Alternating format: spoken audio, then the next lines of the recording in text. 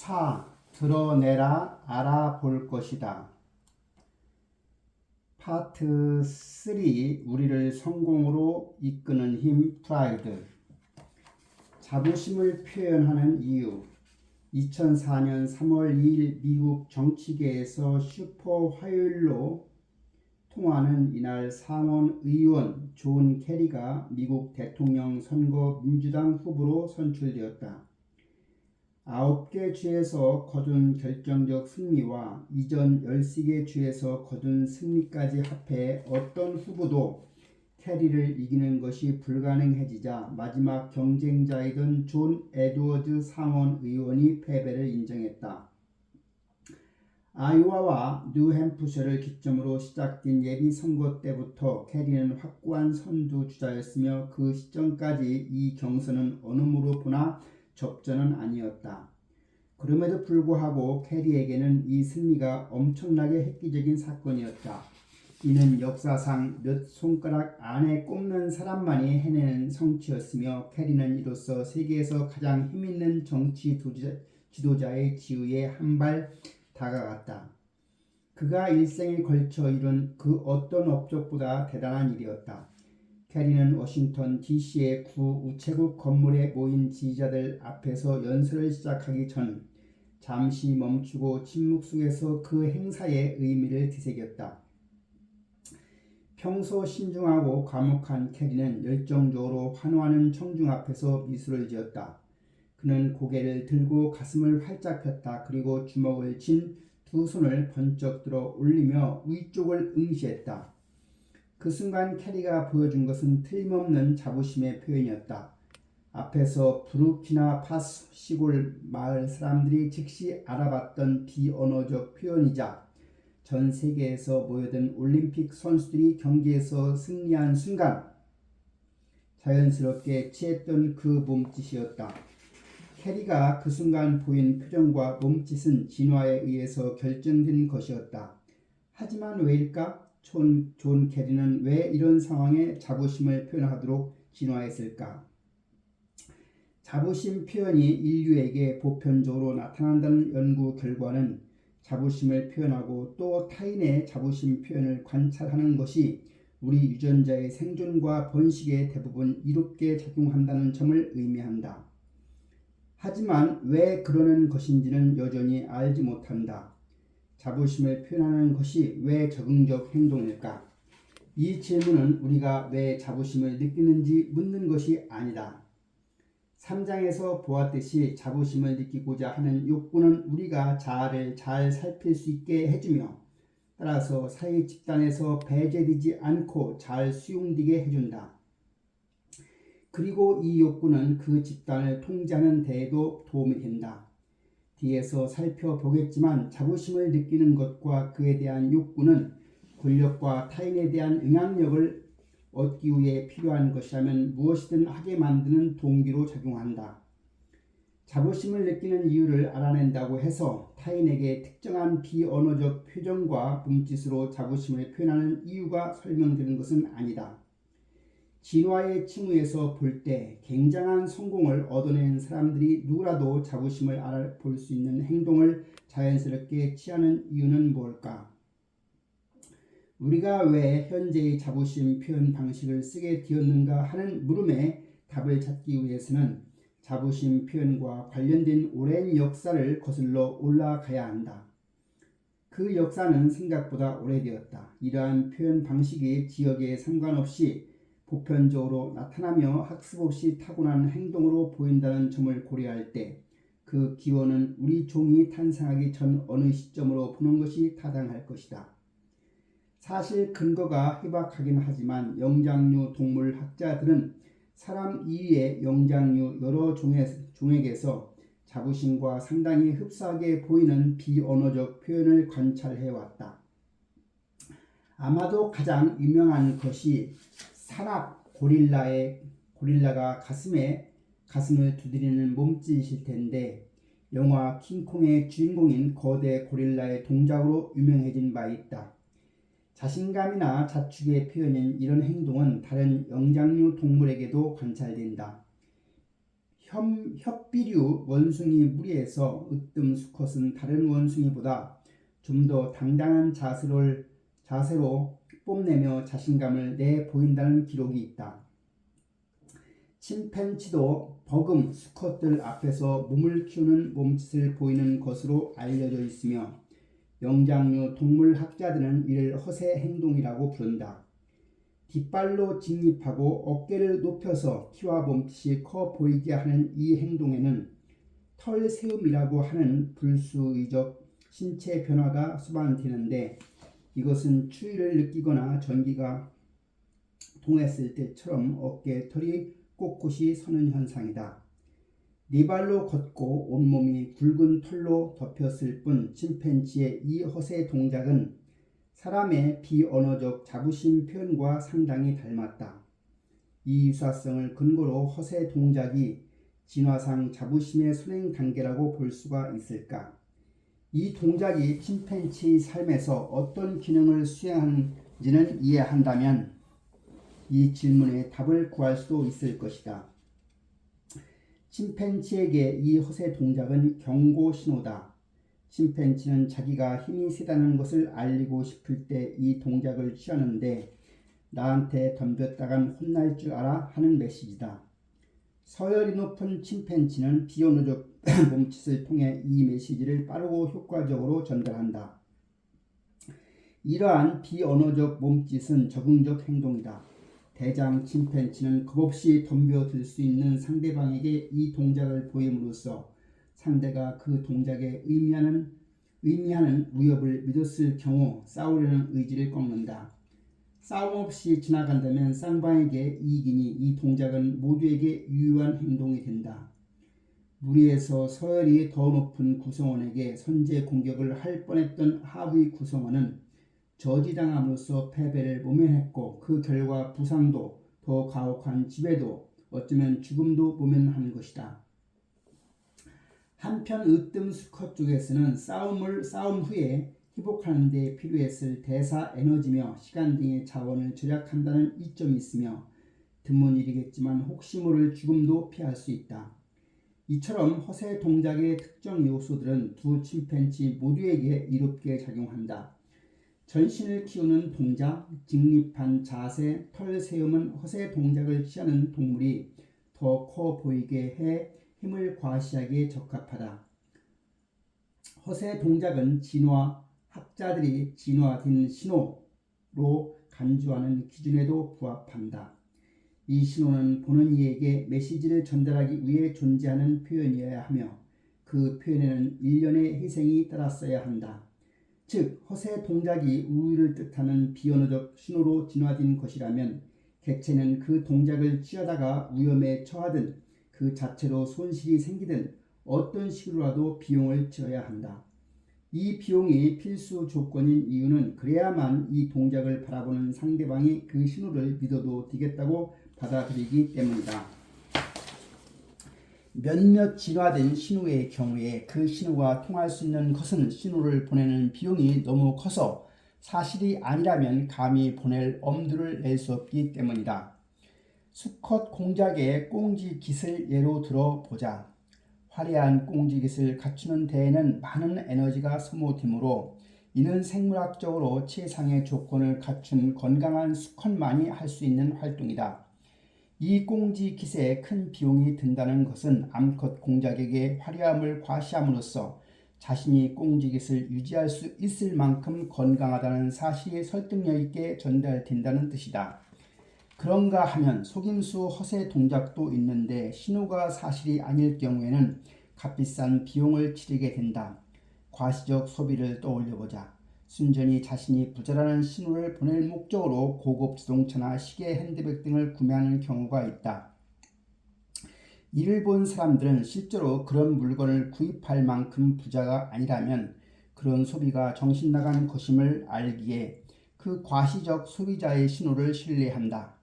실제로 부유한 사람들에게는 과소비가 나는 $80,000 더 써서 혼다 말고 포르쉐를 사도 끄덕없는 부자요 하는 신호를 효과적으로 전달하는 수단이 된다. 마찬가지로 자신의 권력과 힘이 우월하다고 믿을 합당한 이유가 있는 침팬지만이 허세 동작의 위험을 감수할 수가 있다. 이 동작은 노골적인 도전일 뿐만 아니라 과시자를 위험한 처지에 몰아넣을 수 있는 행동이다. 허세 동작을 취하려면 상체를 고추 세우고 뒷다리로만 서 있어야 하므로 안정감이 떨어질 뿐더러 신체가 그대로 노출되어 쉽게 공격당할지도 모른다. 그런데 이렇게 취약성을 드러내는 상태가 오히려 상대에게는 허세 동작을 취하는 침팬지가 정말로 이 동네에서 가장 강한 녀석이 분명하다고 저게 허세만은 아닐 것이라고 설득되는 이유가 될 수가 있다. 막강한 방어 능력이 있지 않고서야 저런 위험에 자기를 노출할 리가 있겠느냐고 말이다. 허세 동작은 명확한 기능이 존재하고 보내는 이와 받는 이 모두에게 적응적 이점이 있는 메시지를 보낸다. 비용, 속임수성 신호를 보내는 개체는 큰 위험에 노출된다. 비용이 발생한다는 점에서 진화된 신호로 간주할 수가 있다. 사람의 자부심의 표현은 침팬지의 허세 동작과 상당히 비슷해 보인다. 적어도 사람이 허세를 부릴 때의 모습과는 상당히 닮았다. 그렇다면 사람의 자부심 표현이 침팬지의 허세 동작처럼 공격과 위협의 메시지를 보내는 기능을 한다고 해석해도 될까? 몸을 꼿꼿이 세우고 가슴을 활짝 펴는 몸짓처럼 침팬지의 허세 동작과 비슷한 사람의 자부심 표현은 높은 서열을 말해준다. 이 몸짓은 사람을 더 커 보이게 만드는데 사람들은 크기를 지위와 관련 짓는 경향이 있다. 유아들은 생후 10개월만 되어도 큰 사각형이 작은 사각형보다 우세하다고 생각한다. 허세 동작과 마찬가지로 자부심 표현에는 그 표현이 거짓이라면 비용을 치를 수도 있는 요소들이 포함되어 있다. 예컨대 가슴을 활짝 펴서 몸집을 키우는 몸짓이라든가 고개를 뒤로 젖혀 목을 노출하는 몸짓은 급수를 노출시킨다. 인간의 자부심 표현에는 침팬지의 허세 동작과 명백하게 다른 기능도 있다. 허세 동작이 본질적으로는 경고의 신호, 외부 위협에 대한 반응이자 전투의 전초전 성격을 띈다면 자부심은 성공이나 승리를 거둔 후에 표현되는 것이다. 이는 사람의 자부심 표현이 침팬지의 허세 동작과 다른 메시지를 보낸다는 뜻이다. 침팬지의 허세 동작이 마치 네 주제를 알고 덤벼라 하는 식으로 직접적인 위협이나 힘의 우위를 전달한다면 인간의 자부심 표현은 방금 일어난 성취의 결과로 지위 상승의 자격을 얻었음을 알리는 좀 더 간접적인 신호로 봤지 나 이런 사람이야 정도로 해석된다. 사람은 이보다 훨씬 복잡한 메시지를 보낼 수가 있다. 사람의 자기감이 훨씬 더 복합적이기 때문이다. 고도로 복합적인 자아, 다각적이고 다면적인 자아 표상이 없는 동물이 보낼 수 있는 최고의 지의 신호는 상대를 위협하거나 힘의 차이를 알리는 것이다. 하지만 사람에게는 이 객체적 자아가 존재함으로 많은 것이 달라진다. 사람은 자신의 사회적 가치 변동을 인지한다. 또한 자신의 사회적 가치를 상승시켰던 사건들을 기억할 수가 있다. 이것이 가능한 것은 우리에게는 각기 다른 수많은 목표와 표상으로 구성된 복합적인 자아가 있기 때문이며 우리가 직접 경험한 성공 또는 타인에게 관찰한 성공은 이 복합적인 자아를 배경으로 이해된다. 가령 동료가 축구 시합에서 득점했다거나 고객에게 자동차를 판매했다는 소식을 들으면 우리는 그 정보를 이용해서 동료의 지위나 상태에 대한 하나의 견해를 세우게 된다. 이때 한편으로는 그 동료에 대해 우리가 이미 알고 있던 다른 정보, 예컨대 이번 시즌에 그가 몇 골을 득점했는지 또는 자동차 판매 경력이 몇 년쯤 되었는지 등을 생각하게 된다. 즉 현재의 성취뿐만 아니라 그의 성공과 실패 이력, 인생 계획과 목표, 성공이 인생에서 차지하는 비중 등 우리가 알고 있던 지식을 바탕으로 동료의 지위에 대한 인식을 조정하는 것이다. 요컨대 우리는 자신이 교류하는 사람들에 대해 많은 것을 알고 있으며 또 기억할 수가 있다. 단지 저 사람이 현재 나의 무사와 안녕에 위협이 되는가 아닌가만을 따지지는 않는다. 이렇듯 사람의 비언어 신호는 위협이나 협박용으로만 쓰이는 것이 아니라 사회적 가치의 변동을 알려주는 데도 사용된다. 우리가 교류하는 타인들에게도 각자의 자아가 있는 까닭에 이 사람들 또한 우리가 보내는 신호의 의미를 이해할 뿐만 아니라 이를 자신이 처한 사회적 상황을 이야기하는 수단으로 이용하기도 한다. 자신과 같은 집단에 있는 누군가의 자부심 표현을 관찰하면 그 사람이 함부로 덤벼서는 안 될 사람인지 또는 친구가 되는 것이 현명할지 아니면 따르거나 본받는 것이 현명할지 판단할 수 있을 것이다. 다시 말해서 상대를 성공적으로 압도한 후에 자부심을 표현하는 것은 타인에게 자신의 지위가 미묘하게 바뀌고 있음을 알리는 행동이며 타인들로서는 이 정보를 염두에 두는 것이 현명한 노릇일 것이다. 그리고 이 메시지를 전달하고 정확하게 전달받기 위해서는 그 자아가 시간적 연속성을 지닌 안정된 실체임을 이해해야 한다. 즉 현재 나의 모습과 내가 하고 있는 바가 곧 어제의 나, 내일의 나와 연관된 존재임을 이해할 필요가 있다. 이 주장이 옳다면 자부심 표현의 궁극적인 기능은 이 행동을 하는 사람이 지의 향상이라는 보상을 받을 가치가 있는 존재라는 자신감을 드러내는 것이다. 이 개인은 침팬지로 치면 으뜸 수컷, 그러니까 존경을 받아 마땅한 권위와 권력을 가진 사람이다. 허세 동작이 그렇듯 이런 메시지를 전달하는 비언어적 표현은 귀중한 적응 행동이다. 타인에게 자신이 서열 상승을 누릴 자격이 있음을 효과적으로 설득한다면 그 사람은 그만큼 높은 대접을 받을 수 있다. 공동 자원 가운데 더 큰 몫이 주어질 것이며 사업을 하더라도 더 큰 이윤을 얻을 것이다. 집단의 구성원들은 그의 결정에 따를 것이고 사회적 역학 관계를 건설하고 영향력을 행사할 권한을 부여할 것이며 더 큰 파이 조각을 요구할 자격을 부여할 것이다. 여기서 파이라고 하는 것은 안전한 보금자리, 이상적인 동반자, 부 그리고 문자 그대로의 파이까지 사이에서 높이 평가하는 모든 것을 의미한다. 이것이 바로 사회적 서열이 진화적 적응도와 상관관계가 있다는 근거이다. 인류의 역사를 통틀어 볼 때 높은 서열을 차지했던 사람들은 낮은 사람들보다 오래 생존에 번식할 가능성이 더 높았으며 그렇게 번식하고 또 번식했다. 따라서 자부심 표현이 그 행위자의 지위를 높여주는 메시지를 보내는 것이라면 이는 자부심 표정과 몸짓이 왜 전 세계에 보편적으로 존재하는지를 설명해준다. 존 캐리의 일화부터 시작해서 지금까지 사람들이 자부심을 표현하는 이유를 진화적 관점에서 설명했다. 또 광범위한 역사적 맥락에서 접근해 인간의 자부심 표현을 계보상 먼저 출현했던 종들의 비언어적 표현과 연관지어 설명했다. 이는 자부심의 기원이 어디인지를 보여준다. 그런데 문제는 이런 설명이 과연 타당한가다. 어떤 사람이 자부심의 표정, 자부심의 몸짓을 표현한다면 우리는 그것을 보고 그 사람이 승진할 자격이 충분하다는 뜻으로 이해할 수가 있을까? 프라이드는 우리에게 무엇을 전달하는가? 한번 상상해보자. 우연히 길에서 잘 아는 친구와 마주쳤는데 아주 기쁜 소식을 들었다. 대형 광고 대행사에서 일하는 그 친구가 직원 2사람과 함께 긴밀하게 준비해오던 프로젝트로 큰 계약을 따냈다는 것이다. 편의상 직원들은 각각 샘과 다이앤이라고 하자.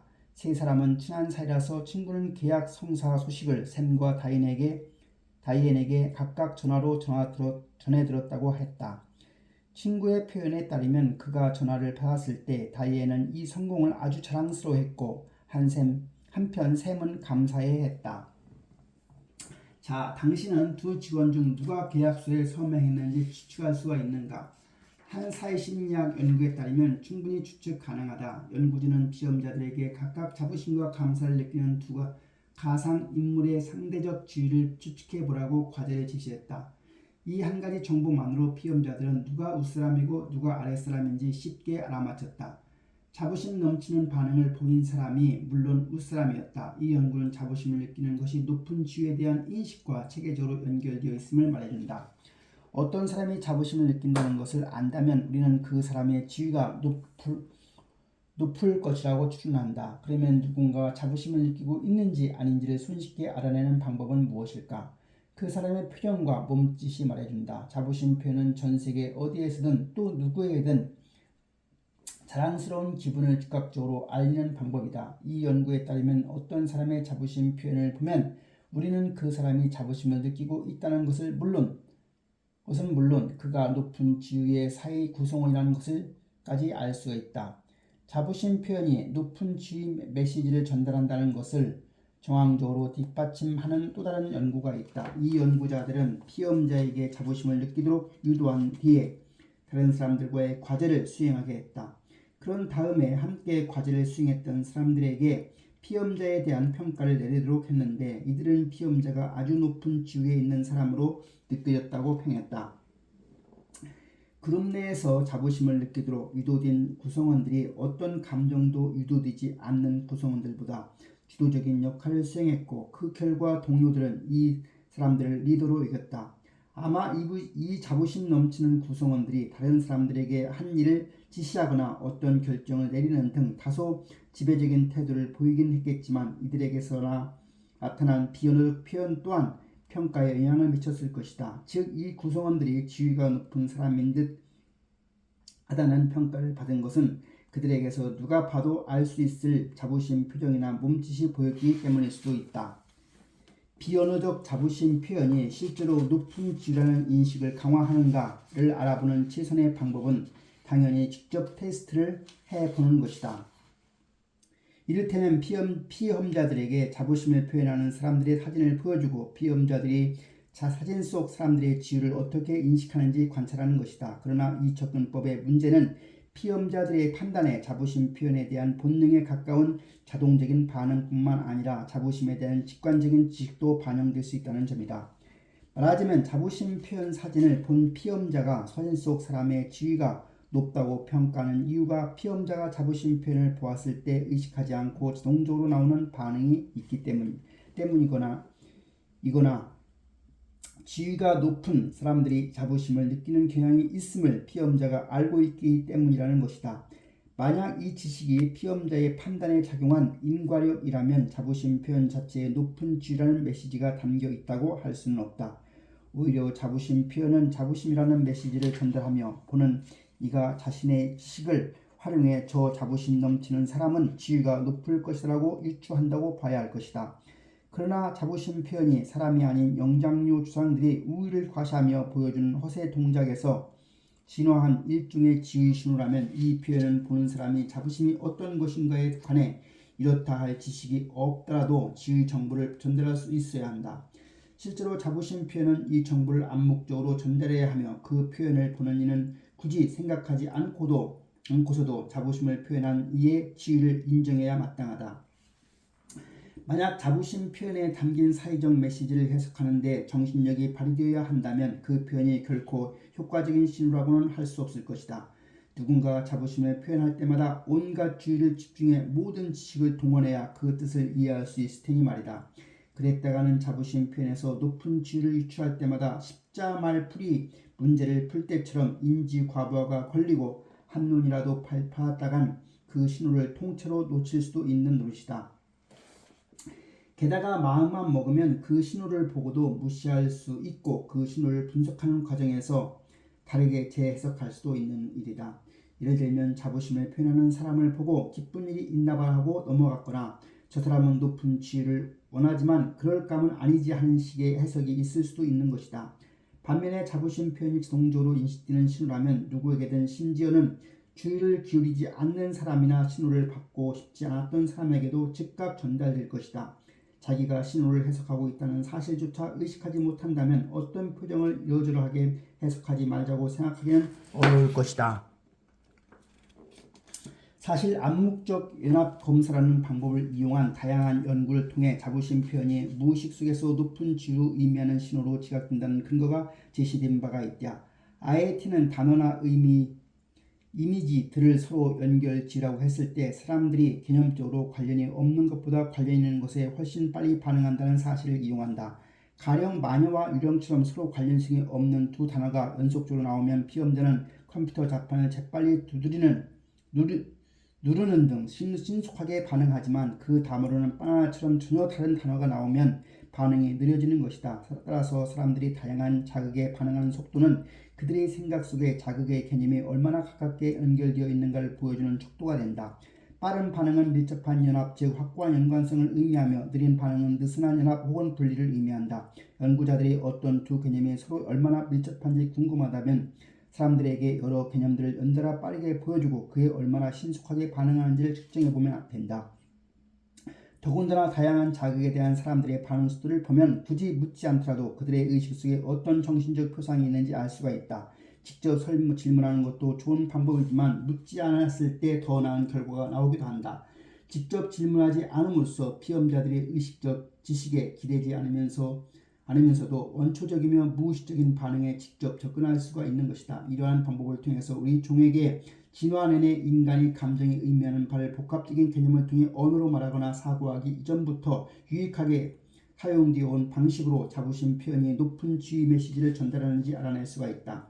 실제로 내가 브리티시 컬럼비 대학교에서 연구실에서 수행한 연구에서 캐나다 대학생들은 자부심 표현 이미지를 겸손한, 순종적인, 허약한 등 낮은 지위의 의미가 담긴 단어와 함께 제시했을 때보다 당당한, 지배적인, 인류 등의 높은 지위 단어와 함께 제시했을 때 훨씬 더 빠르게 반응했다. 나아가 혐오나 기쁨, 분노 등의 감정보다 자부심이 높은 지위와 더 강한 연합을 보였는데 특히 분노처럼 그 자체가 높은 지위를 암시하는 감정인 경우에는 마찬가지였다. 자부심 모든 테스트에서 자부심 표현과 높은 지위, 비교 표현과 낮은 지위 조합일 때 훨씬 강한 연합을 보였다. 이것은 누군가가 자부심을 보일 때 우리 뇌에는 피치 못하게 높은 지위라는 개념이 자극되며 이 피치 못할 유추가 다른 어떤 감정보다도 자부심에서 더 강력하게 일어난다는 뜻이다. 이 연구 결과는 자부심 표현이 사회적 서열 상승의 자격이 있음을 남에게 알리는 지위 신호로 진화되었다는 주장과 일치한다. 하지만 결정적인 증거는 아니다. 자부심은 높은 지위의 메시지를 보내며 이 메시지는 무의식적으로 지각되지만 이것은 앞에 캐나다 대학생들에게서 해당되는 이야기다. 이 무의식적 지각이 진화의 결과인지 자부심을 높은 지위로 지각하는 것이 사람의 타고난 본성인지 알기 위해서는 이 메시지가 다른 사람들에게도 무의식적으로 지각되는지를 밝혀내야 할 것이다. 따라서 자부심 표현과 높은 지위의 연합은 학습한 경험이 없을 부르키나파소 부족 같은 집단에 대한 연구가 필요했다. 미국인들은 대개 북아메리카의 대학생들이 자부심 표현을 보고 무의식적으로 높은 지위를 유추하리라고 생각할 것이다. 서구 문화권 사람들은 운동선수가 큰 승리를 거뒀을 때 주먹으로 공중을 때리거나 두 팔을 높이 치켜드는 것, 기업 간부들이 회의 시간에 가슴을 내민 채 팔짱을 끼고 가능한 넓은 공간을 차지하고 앉아있는 것이 어떤 의미인지 안다. 서구인들은 이런 사람들이 자신의 지위를 선언하고 있음을 잘 알며 좀 더 생각해보면 그 선언을 통해서 그들이 자부심을 이용하고 있다는 것도 알 수 있을 것이다. 그런데 서구인, 특히 미국인들이 일반적으로 이를 알고 있는 이유는 이것이 이들의 문화이기 때문일까? 그러니까 자부심과 높은 지위의 조합이 개인주의적이고 성공지향적이며 스스로를 높이는 서구의 문화적 전통이 없어서는 안 될 요소이기 때문일까? 아니면 자부심이 오래전 선행 인류 종들의 위계 표현에서 진화해 오늘날 우리에게 보편적인 지위 신호로 기능하고 있음을 알고 있기 때문일까?